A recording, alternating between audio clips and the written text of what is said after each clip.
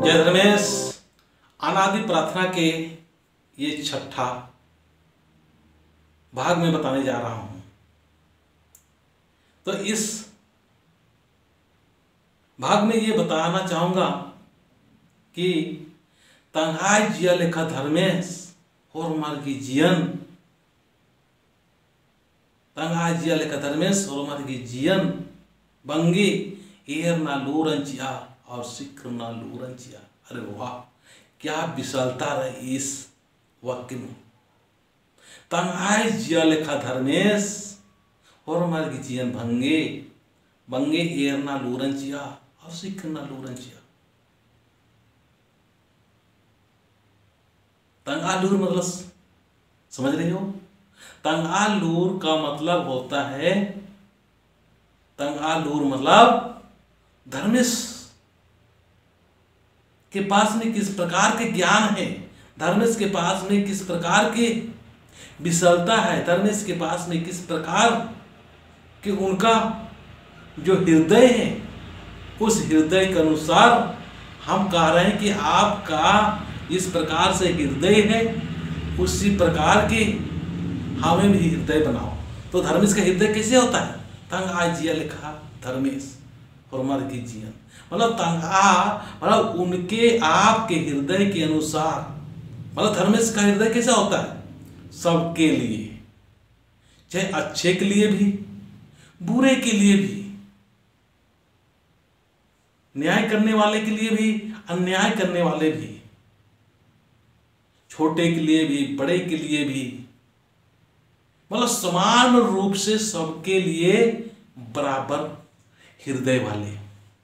उसके जगह पर किसी के लिए कोई भेदभाव नहीं है। उनका हृदय पवित्र है, अच्छाई और बुराई उसमें नहीं।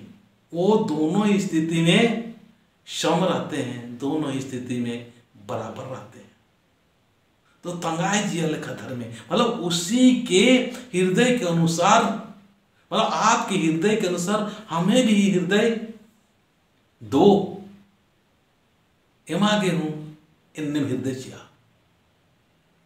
भंगी मतलब आपका जिस प्रकार की हृदय में निर्मलता है, शुद्धता है, पवित्रता है, उसी प्रकार के हम सारे के हृदय में भी इसी प्रकार सम, इसी प्रकार बराबर अच्छाई और बुराई दोनों ही स्थिति में हम बराबर रहे।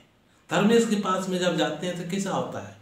शीशा जब हम जाते हैं तो वो शीशा के सामने शीशा सबको दिखाती है, चाहे वो अच्छे हैं चाहे बुरे हैं, चाहे सुंदर दिखते हैं चाहे नहीं दिखते हैं, जिस रूप में है उसी रूप में वो शीशा दिखाती है। उसी प्रकार से धर्मेश का हृदय होता है, वो सबके लिए बराबर है, कोई भेदभाव नहीं है। इसी प्रकार से हम धर्मेश से जब इस प्रार्थना के माध्यम से कहते हैं तंगा जिया लेखा धर्मे और मार्गी जियन धर्मे मंगाइयो एर ना लूरंचिया और सिखर ना लूरंचिया मतलब उस आपके तरफ का जो हृदय है, पवित्रता है, उसी तरह से हमें भी पवित्र कीजिए, हमें भी शुद्ध कीजिए और हम भी आसान राह में जिएंगे। आज हम लोग क्या कर रहे हैं? अच्छाई से, अच्छाई से बुराई से, ये अच्छा और बुरा में हम फंसे हुए हैं। बोलते हैं ये अच्छा है, ये अच्छा है ना? तो ये अच्छाई और बुराई आपको, अगर आपके हिसाब से कोई काम नहीं होता है तो क्या करते हैं? उसे चिढ़ जाते हैं, और आपके अनुसार जो काम होते हैं क्या करते हैं? बहुत खुश हो जाते हैं।